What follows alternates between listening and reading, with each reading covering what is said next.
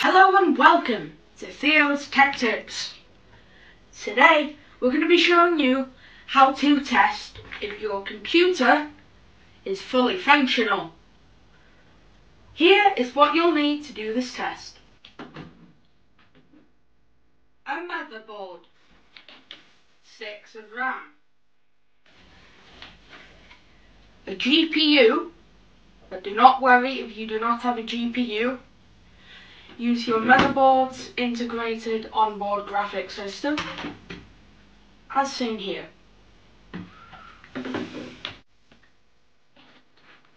A monitor, a hard drive.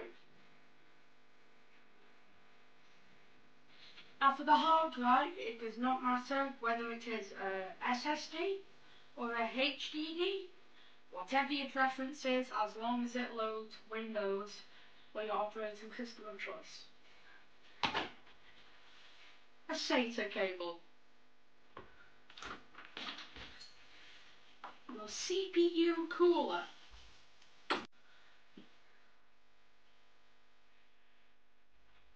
A processor chip.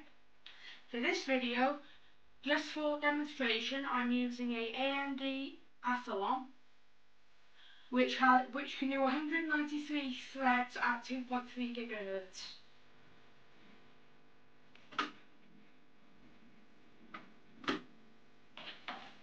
A power button. If you do not have a power button, do not worry, we will demonstrate how to kickstart your computer later in the video. A power supply.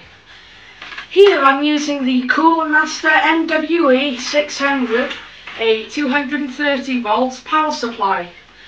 Now this is a full power supply. If you're using a modular power supply, here are the wires you'll need to plug in. You'll need to plug in a 24-pin motherboard connector. If you're using a graphics card that requires extra power, a PCIe Express, a SATA, power for your hard drive, and power for your CPU. First we're going to start by showing you how to get your motherboard ready for power on.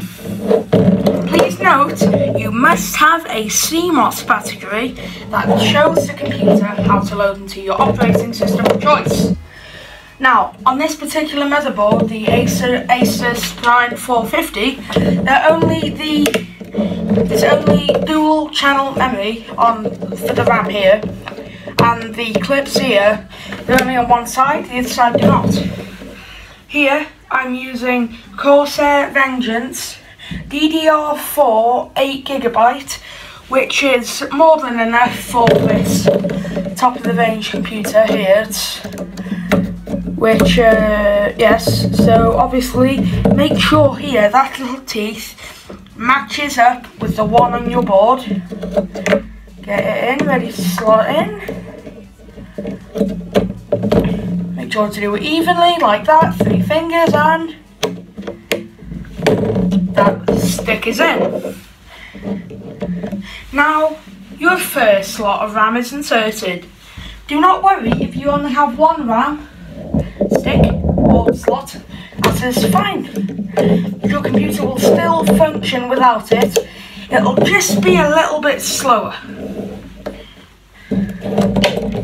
Now, to show you how to insert your CPU, which is my AMD Athlon here, AMD Athlon 3000G. Look on your board for the little triangle in the corner there. Look for the little triangle there, should reflect on your processor, and simply align them up like this. Make sure everything goes in nice and snug, and then get your pin here, and once you hear the little audible click, it is in. And now you can very clearly see it is not going anywhere. Now, because I am using a dedicated GPU here and a CPU cooler is not necessary but recommended, because once the fan starts spinning you'll know if your computer's working.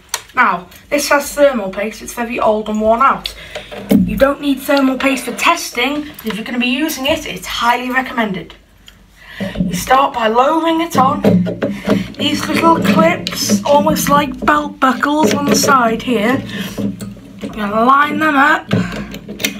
There's a little black thing there. You need to go and just get it to bam, clip on. It's the same with the other side.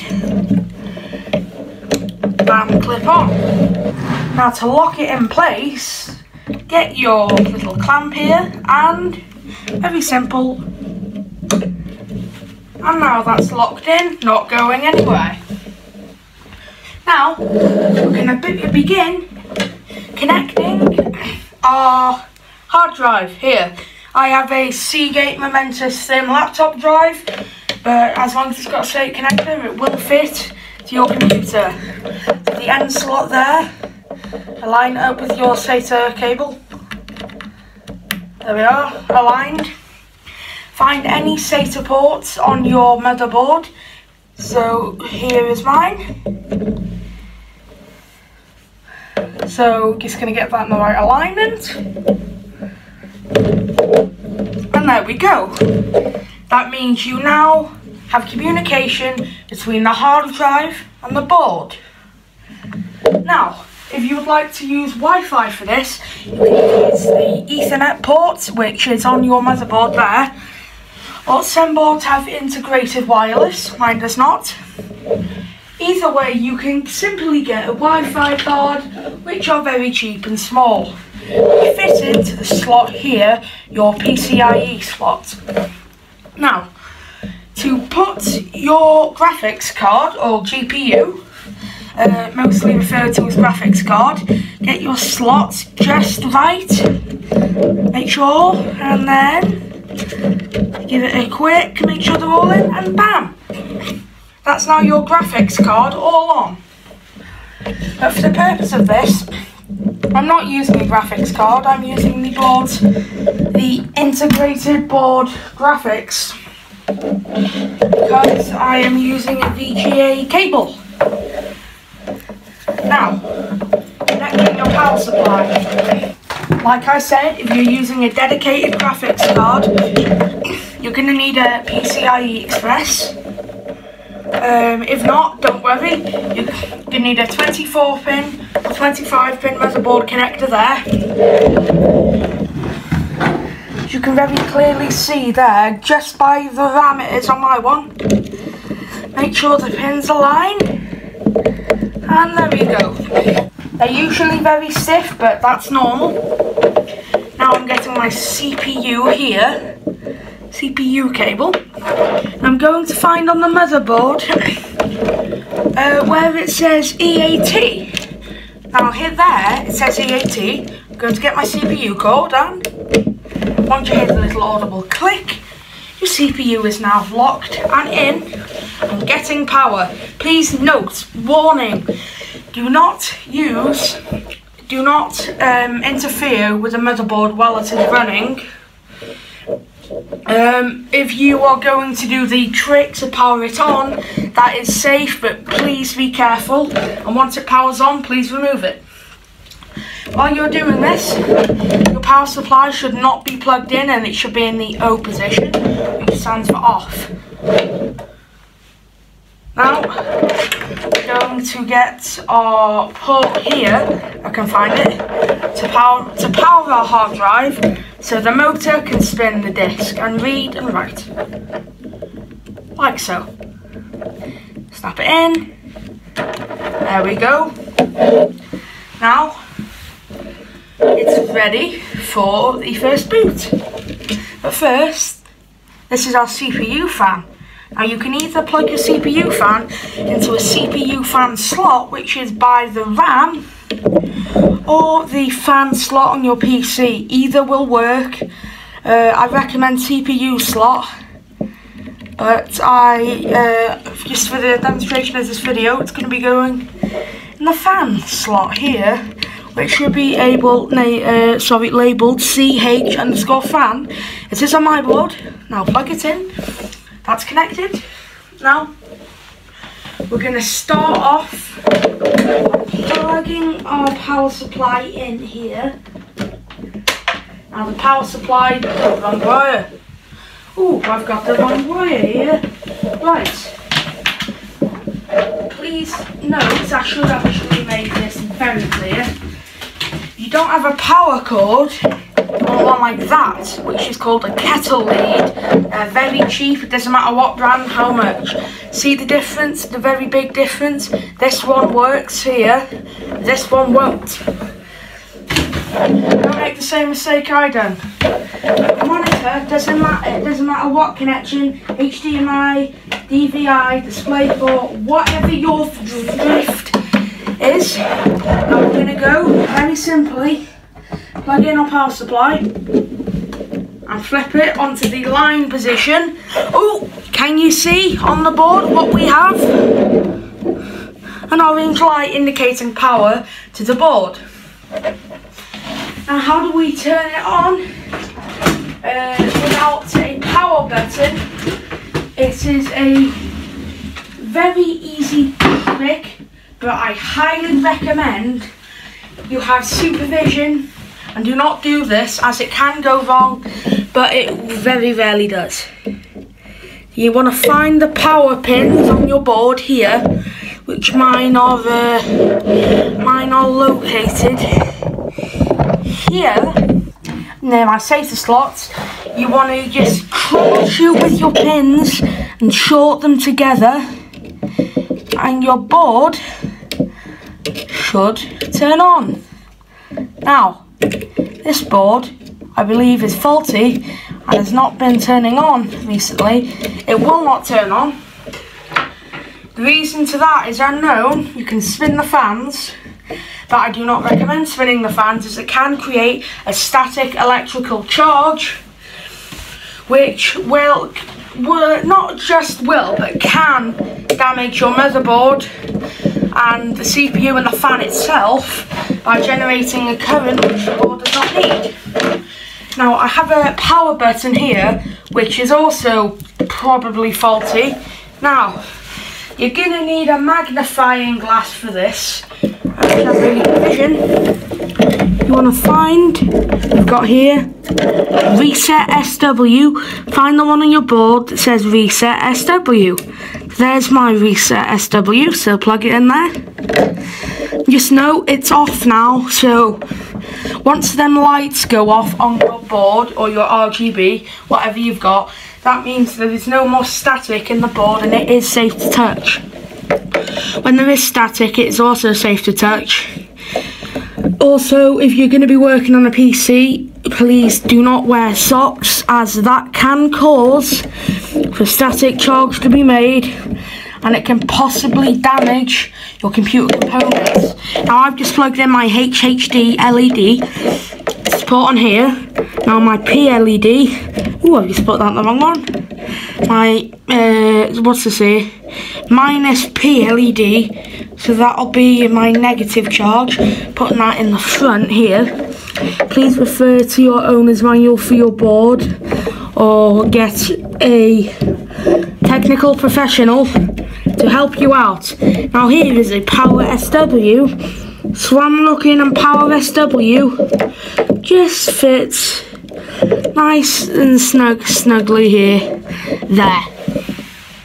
So I'm going to begin again by turning on the power supply, re-plugging it in. You can turn off the power supply by the switch on the power supply, but I recommend you just unplug it entirely for that bit of extra safety. Now, has anything worked? You have a light on here. Push the button, nothing happens. That's because I possibly believe I may have connected them wrong.